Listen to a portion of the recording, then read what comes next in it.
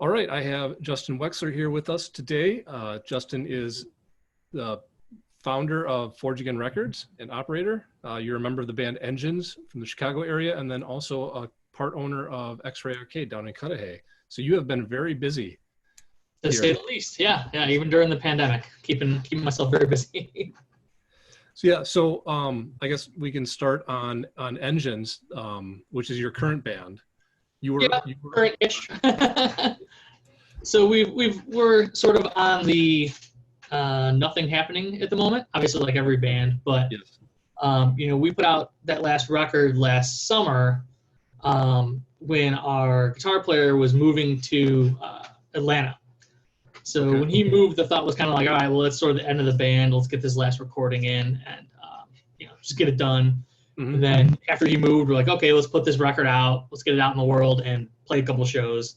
So we played a show in Chicago, and then we played Dummerfest in Milwaukee or X-Ray Arcade. And then he moved back to Atlanta, or went back to Atlanta. And then Craig just moved back this summer during the pandemic. But then our singer and drummer had a baby. So whether or not we do anything anytime soon is sort of up in the air. Yeah, that definitely throws a wrench in things as far as priorities and schedules go. Yeah, definitely. So right now it's not really safe to do anything. So right. We have not even discussed doing anything except for maybe finishing up some old demos that non-album tracks or whatever that we had recorded that we didn't finish. So might do that in the future. We'll see. But again, having a new baby is probably not the best time to be belting it out. Right. Yeah. So Engines, you're the members of the band. One of the things I noticed is that you guys have been in a lot of different bands. You guys are almost, I would say, veterans of the Chicago music scene. Yeah, definitely. We've all been around a long time. I knew Emily from 20-ish years ago. I used to play a band called Stillwell. And she called Holy Roman Empire, and we were on, I guess, the same record label, but we ran a lot of the same circles. And I had joined the band, a band called Hot Bagels, with Craig and Lee and Jeff, who were all in Engines. And we decided, hey, let's get a new singer because none of us wanted to do it. Mm-hmm. And I started playing with Emily recently in a Nirvana deep cut cover band. Okay. I recruited her for that as well. No album tracks, didn't advertise ourselves as a cover band, just played, the B-sides and the deep cuts and like the non-album stuff. And we've played a few shows, not recently, obviously, but so the thought was, hey, let's try to recruit her into this actual real band. And it worked out great. She's a great singer, obviously. And we decided we wanted to sort of change the direction. We weren't Hot Bagels anymore. Okay. So we argued about a band name for about 3 months, and then finally landed on Engines, which is, it's fine. Didn't really mean anything in particular to any of us, but it was a good compromise name. Yeah. So bringing your singer on after you guys kind of had the band kind of formed, did that change the way you guys wrote music or the sound of the band at all? Because I guess one of the things is she really fits in as part of the process. She seems like she's involved in the writing and, really deeply ingrained in everything. Yeah, for sure. Our record, Obsolete, the full length that we first did, all those songs, except for I think 1 or 2 had already been written, and we had recorded demos, and, the vocals were different, obviously, but she sort of worked from those. And there's a few that we had to add a couple bars to a verse here or there, but she really took those and turned them into completely different songs, obviously. The Every Cell record we did work on together. That was the first half of what would have been a follow-up LP. Obviously, it got derailed when Craig moved, but that we had totally worked on together from the start. So. Okay. Yeah, no, it's weird. And the same thing happened to me because those songs were written before I joined the band. So, yeah, so what had happened was, they sent me the demos, and I just came up with parts. I just recorded, I went in a day and recorded, guitar lines or whatever for pretty much a dozen songs, and most of those ended up on the record. So that was kind of the same thing I did it to Emily that they did to me. So here's existing stuff. Now come up with something new for it. Right. Well, that's pretty amazing because even the debut album even sounds like a fully formed band. It doesn't sound like you guys are really figuring anything out, you know. Yeah, I mean, we worked on it a lot before we went to the studio. We're all of the mind of.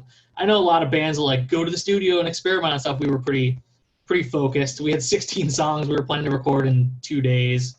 I think it ended up being 3 days and another day to record vocals. But Okay. yeah, we definitely, it's, you know, practice as much as you can ahead of time. I always advocate for that when going to the studio. You know, you want to try some new things and have time to do it, but you don't want to go in there and just be writing songs. We certainly can't afford to do that. Right. Yeah. No. Exactly. Yeah. So it's funny to see bands like, yeah, we're going to the studio. We have a couple of riffs. Okay. So that's a challenge, but no, we did a lot of our practicing ahead of time, so we were pretty tight and ready to go when we got there. It was a scramble. We literally recorded the weekend. Craig was, I think, the weekend he was moving, so he left on like Monday, or maybe it was we recorded. Then the next weekend we played what we thought would be our last show, and then the day after that, Craig moved. It was like a real, you know, cram it all in as soon as possible, but it worked out great. I was shocked how well it turned out. Yeah, no, and the both albums sound great, and I think you guys, you know, having added a couple of members, kind of mid creative process, you know, both of the albums really flow really well, and they sound, you know, there's no real change in direction as far as the way the sound goes. Thanks. Yeah, no, I think you know, we would have had more like that had we had time to do it. But I was really glad we forced it. We were all very proud of it. I mean, you know, say like, oh, this is the best thing we've ever done. Every band always says that about their newest thing or whatever, but I thought that was definitely the most cohesive sort of as a unit. And I hadn't played in too serious of a band in a long time. You know, in college, like I said, I played in the band Stillwell. We toured a bunch. You know, that kind of fizzled out, and then just kind of doing small things here and there for the next decade or so. It's just one of those things like, well, you go to college, I went to law school. Mm-hmm. You get busy doing other things, but trying to keep something going as you get old, like I am currently, is tough. No, absolutely, and just kind of keep that passion and energy, you know. For sure. Yeah, I mean, I'm not looking to make a career out of it, and that's why I went to school for other things, and I'm trying to cram it in wherever I can. So yeah, and so one of your other side business projects is Forge Again Records. Yeah, that's you know, similar thing. It's a labor of love. It's sort of, I never at any point said to myself growing up like, oh, I want to start a record label. It was sort of a happenstance. My band 20 years ago at this point was looking to put out a split record or CD with another Chicago band, and slapped a record label name on it, and you know, pressed it ourselves. And then from there, I sort of started branching out to other friends, and then other local bands from Michigan and Milwaukee, and just, you know, people we knew from playing with them over the years. And it sort of dovetailed from there. I don't know how I ended up doing this for 20 years, or you know, I think I'm at about 65, 70 releases at this point. And you know, it is not a business by any stretch.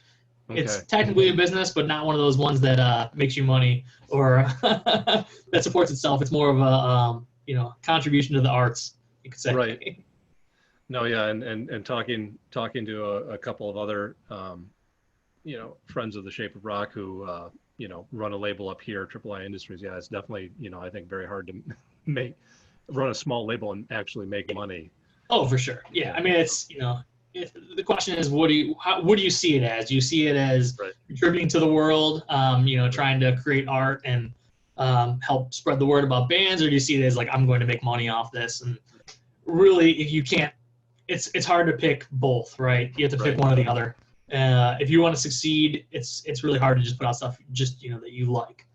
People need to sort of branch out to things they think other people will like. Mm-hmm. I've really not been too concerned with that over the last 20 years, unfortunately, you know, for my wallet. But otherwise, you know, I'm very, very happy about everything I've ever released. So. Yeah. So do you reach out to bands, or how do you kind of decide what albums or which releases you want to put out? It's usually, I think the experience for almost every band I've ever done something with has been I've played a show with them, or I've seen them or met them somehow, or I already knew them.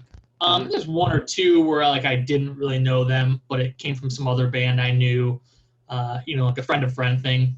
I'm not like out there actively trolling band camps trying to find bands to sign or anything. Nor do I actually sign any bands. It's always just, one record.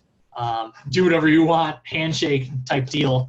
I'm not trying to lock anybody into anything or anything like that. But yeah, for the most part, it's been somebody I knew somehow. Okay. So over the last 20 years, there's been a lot of change, I guess, in technology and the industry in general. So like, 20, even 10 years ago,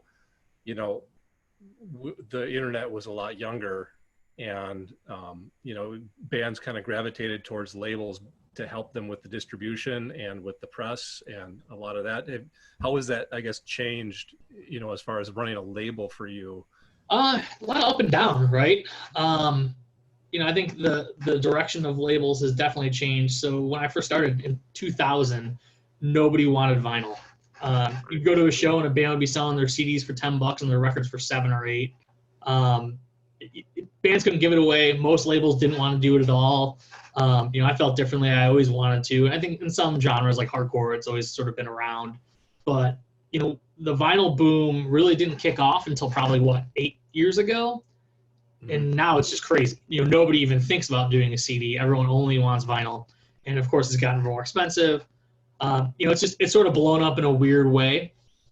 I still, have a distributor. I still push stuff to get it in stores and advertise and try to spread the word. But yeah, I mean, the bulk of everything right now is just sort of online, right? I mean, I update the Bandcamp and the Facebook and the Instagram way more than I update the label website. It's the opposite of how it used to be. I mean, people used to come to the label website to check it out to see what was new. Now, I mean, I don't even think of when I go to label websites. Even huge labels like Sub Pop or Merge or whatever, I'm typically buying their stuff on Bandcamp at this point. Right. So, I mean, it really has changed. It's great because bands can really get their stuff out there on their own. And, that's obviously something I advocate for strongly. And, you got to believe in yourself, right? You got to try to push your own stuff and invest in your own band. And there's some bands that need a little push. That's, what I've tried to step in and do, help. Yeah, because I kind of see, one of the, the benefits of labels is, especially on band, and you're right, like Bandcamp's just, an amazing, website to go find and, get music directly from the artist or, directly from the label without having to, and make sure that money goes where, to the people that are making them, making the art. Yeah. But one of the, I think one of the benefits is, it's always cool to, kind of scroll through, the Forge Again Bandcamp and see what other bands, if liking the band Engines or liking the band Salvation, then it ends up being like, what the compilations are. Yeah. Where you're like, I mean, I like this, or the thank you lists. Yeah, no, I mean, I miss those days of the comp CD, and there's, you find some new band, and I've been going down a lot of rabbit holes too lately. Even YouTube is great for that, where you find some obscure band from the 90s, and then you check them out on Discogs. Oh, what members were in this band? Well, what else did they do? And, I'm hearing about bands from 30 years ago that I knew nothing about at the time, because back then you had to buy a record or happen to hear them on, 120 Minutes or on the radio, or, someone gave you a comp CD or a sampler. It was just like a really matter of chance. So I'm discovering all sorts of bands from the 90s that I, absolutely love that I just never knew about. And so I hope that continues, right? Is that people see, oh, I like this Salvation record. What else did they put out 20 years ago or 10 years ago or whatever else? And it's really easy to get to. It's all accessible. And some people do that. I do it myself. When I find out about a new record, I'll say, well, I want, I'm paying to ship this record. Let's see what else this label has, and I'll check out a bunch of other stuff and try to support that way. Yeah. No, and I do the same thing. And, and again, I also liken it to, like back when when I was younger and I got CDs and you'd read through like who all the band, who the band would thank. Yeah. The other bands and kind of get cues there. Yeah, it's funny. A lot of the records I've done recently, people have been like, we don't care about the thanks list. Where it used to be such like an important part of the record. No, I was like, that's right, like thanks to everybody. Or let's just thank the person who recorded it, and the mastering engineer and the art guy, and yeah, no, it used to be a really cool way to find out about other bands, that were in the scene. And for sure, yeah. So. Yeah, it used to be. Now, just go on Facebook and find who bands are playing with, and then check them out, and then check out who they played with, and yeah, it's a blessing and a curse, right? Because there's so much out there now, and it's so easy to get to. but then it sort of becomes disposable to people at the same time. And that's how you have companies like Spotify that, you know, they work out great for the artists who are getting millions of streams, but the ones who aren't, not so much. I mean, you got to be on there because that's what people use, right? Right. You have to meet the listener halfway. So, but I mean, yeah, there's a little bit of money that comes from that, but it's, you know, obviously a big drop in the bucket compared to what you get from selling records or getting people to buy stuff direct. No, absolutely, yeah. And I liken that to the kind of the noise floor has really risen, where there's just so much to kind of sift through and find what you really like, and to kind of make, you know, in order to stand out against, you know, all of that, you know, all of the other, you know, platforms and other bands and other media sources can be difficult. Sure. So I guess the other aspect that you're in is you're also a co-owner of X-Ray Arcade. Yeah. So a few years ago, my friend Andy Slania, who you know, I've known for 20 something years, approached me in my capacity as an attorney to help him look over an operating agreement for this new venue arcade bar he was going to open in Milwaukee with some friends. So I took a look at it for him, you know, gave him the rundown. So, oh, here's what this means, here's what that means. And then I think one of the other investors had some issue with their house and they couldn't invest. And they, Andy, you know, brought it to me to say, hey, are you interested in this? So my partner and I, we went up and checked out the space. Obviously, at the time, it was just a total mess because it used to be another venue called the Metal Grill that was just left in a total state of disrepair. I believe it was foreclosed. So they just kind of sold everything that wasn't nailed down and just the place was wrecked. But you can see the potential in it. So we're thinking like, oh, this is one aspect of the music business I've never really been involved in. I mean, I've booked shows, I've booked tours, I've booked my own band, I've helped out other friends' bands, but I've never owned a venue. And so the thought was like, okay, you know, growing up in Chicago, I attended a million all ages shows. Right now, well, not right now, but a year ago in Chicago, there's really nowhere to go to all ages shows unless they're bigger venues. Like that just simply doesn't exist. There's been a couple places that have tried to get off the ground floor in Chicago. They just never have. A lot of the reasons are legal, the fact that it's so expensive to do so. And so when we were presented with this opportunity to do an all ages venue in Milwaukee, which I live on the northwest side of Chicago, so it's an hour and 15 minutes away from my house. And we were super excited about it. A bunch of like-minded people wanted to start this place. It was truly something that would cater to artists, you know, to be a kind of place you would want to go to a show in, and not be like a formal, you know, a bunch of private security guys, that kind of a thing, like a larger venue. Want to be really feel like going to a show in a small venue. Yeah, and you know, I want to say maybe about a year ago, before one of the last Summerfests, I spoke with Nick, and you know, I think it sounds like the city of Cudahy was really, really, you know, good to work with as far as opening an all ages venue. And yeah, absolutely. Yeah, at the time, Milwaukee was not allowing all ages shows, and right. I think we helped to facilitate by going to Cudahy and opening an all ages venue. They were able to point and say, hey, they're able to do this down the street, right? I mean, we're 10 minutes from Cactus Club or whatever. It's not, you know, we're not far from these other venues. Why can't they do it too? And so hopefully that helped push that over the line to get that going. I know they worked very hard lobbying for that. That's awesome. I mean, I think I think you guys were the catalyst for doing that, because it basically just, you know, everybody in Milwaukee had been talking about, you know, why don't we have all ages venues or a venue for all ages? And, you know, when X-Ray opened and was an all ages venue, I think that really kind of, you know, again, was the catalyst. It really got everybody focused on the fact that, hey, this is possible. Yeah. You know, I mean, that's great. I mean, none of us do X-Ray Arcade for a living, right? There's 10 owners. Mm-hmm. We all contribute in our own ways. Everybody's got like a niche where what they can do to help. Obviously, right now it's sort of all over the place, but before times, you know, one person would be doing talent buying, someone would do our social media, someone would do accounting, someone would run the kitchen, that kind of thing. Right. You know, and that's obviously the goal going forward, is that we can all contribute sort of our strengths and keep it going as really a collective, more than like you know, one person owns this place. And you guys have been weathering the pandemic. I imagine it's been so hard, you know, as the best we can, right? So, you know, we've gotten some some loan assistance from the SBA, and really people have been great about supporting us. I mean, we've been selling a lot of merch. People have come to our pickup events. It's been awesome. People have been super supportive. A lot of people gave to GoFundMe. We have a lot of really cool people who have contributed ridiculous amounts of money. There's bands, you mentioned Marty's label earlier, but Gorilla Ghost did a song to benefit us.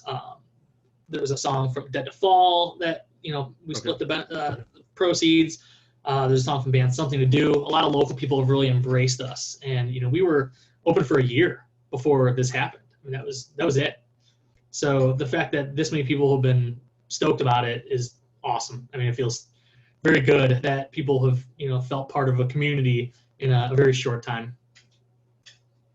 Right. And so we're hanging in there. Let's just say that. So, yeah, we're all in it for the long haul. We're not relying on this as a job, right? Mm-hmm. We all have separate jobs and we sort of work together, and we employ staff who are relying on it as a job. And we're doing whatever we can to figure out ways to find them hours and to find stuff for people to do and keep people interested, while worrying about all the stuff going on with COVID-19.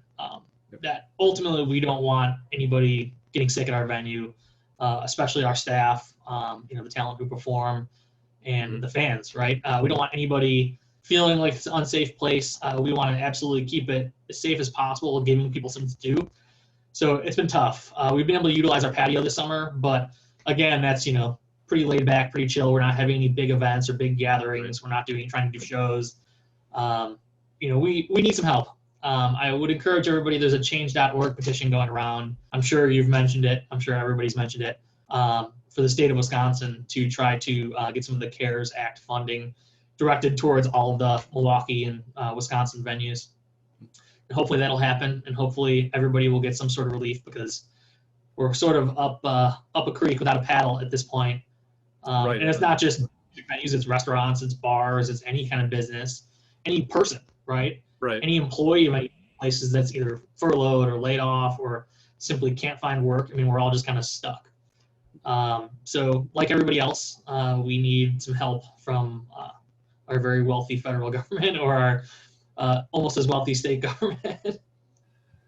No, absolutely. So I'll put a link up on the webpage to awesome. that. Appreciate it. And yeah, I mean, just spread the word. Right now it's a petition. It's the state's discretion what they do with this money that they're sitting on. So we hope they agree that maintaining the arts in the state of Wisconsin is an important thing. Right. At a national level, the National Independent Venue Association, NIVA, has done an awesome job of getting a lot of senators and musicians and just people to support the cause. It's just sort of a matter of, okay, they know about it. When is it going to happen? And we're hoping eventually Congress gets back to doing something. Everything's just a mess right now, though. So yeah, keeping it on the radar. We're just all kind of hanging out. Yeah. It sucks, the venues that have already closed, and it's going to just keep getting worse. We're hopefully able to hold on for a while, and I'm hoping other venues are as well. But, anybody who is on the brink is in a tough spot. Yeah. Yeah. Oh yeah, absolutely. And the longer it goes, it'll, it's just going to become harder and take more, more with it. So are you working, I guess going back to Forge Again Records, are you working on any new releases? Your last release was the Salvation. The Year to Fly was the last big LP release I did. That was back in November. Since then, I did a couple limited edition things. I did a reissue of the Stillwell album from 18 years ago. We pressed 100 of them. I did a reissue of Salvation's first record. Again, we only did 100 of that. And then I did a flexi disc for Jason from Salvation, his solo project thing, to support Black Lives Matter Global Network. Okay. So that was more of all right, we're going to pay for all the costs for this. And then the recording time was donated, the mastering time, everything was donated. And then 100% of the money from it is going to the Black Lives Matter Global Network. And then I do have one more big project. I guess I can mention it. But I'm pretty excited about it. We haven't announced anything yet. The timeline is still sort of up in the air, but we're going to be doing a reissue of the 1997 album from the band Triple Fast Action. It's called Cattlemen Don't. Yes. Came out on Deep Elm Records back in the 90s after they left Capitol Records. They're a Chicago band I did not really know. So that was when I sort of reached out to. I knew they were looking for someone to do a reissue, and I've been working with them, and great dudes. A band I've liked for a very, very long time. I was very excited to be able to be a part of that. So we're doing a cool deluxe double LP reissue that'll be probably announced in a month, but sneak peek, Oh, right? yeah, that's very cool. And their drummer went on to play in Local H for a little while. Yeah. Brian played in Local H, and he's I believe, tour manager for Cheap Trick at the moment. Oh, So, really? yeah, so that's pretty cool. Yeah, Brian's great. Great band. It's crazy that it's been this long since they've done anything. They broke up in 1998, so I was still in high school at that point. But yeah, I'm stoked to be able to make this happen and get this out on vinyl for the first time and get it back out there. And there's just an ungodly amount of B-sides and demo tracks, and they just keep finding new stuff, and it's all amazing. And I'm really looking forward to getting all of this out into the world over the next however many months. Oh, very cool. That's really exciting. Yeah, I definitely, as I get up, I'll play tunes on the show, and I'll look at the year they came out, and it just makes me feel that was 20 plus years ago, or that was 30 years ago. Yeah, it came out in 97. So yeah. 23 years ago. So that was, but yeah, that Triple Fast Action is a really cool band. So yeah, they're great. I was very excited.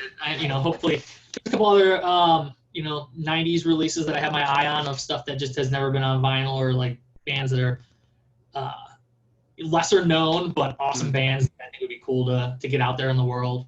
Maybe find out they have some more B-sides, stuff like that. It's all about sort of preserving that part of history, and as well as obviously releases for new bands. Right. Right now there's not a lot of new bands happening. I feel like almost every band I know is just taking time off. Some bands are in the studio, but for the most part, it's kind of chill, right? Everyone's kind of like, well, let's just take some time off. We're not getting together. We're not practicing. We're trying to be as safe as possible. Although at this rate, I guess who knows how much longer that'll last, because at what point do people have to go back to doing something? Yeah, at some point, I feel like we just have we'll have to figure it out as we live with it. Yeah, so, definitely. So, all right. So the Forge Again Records website is forgeagainrecords.bandcamp.com. You mentioned that that's what you update more. Yeah, I mean, there's a forgeagainrecords.com too, but that's probably the best one. So all the music's there, and then as well as the Engines album, and X-Ray Arcade's website is xrayarcade.com. Yeah, we're out there, and we're trying to figure out things to do for the next 6 months of cold weather. We're working on it, but we want to make sure everyone stays safe. All right, thank you very much. I appreciate your time. Thanks, Greg.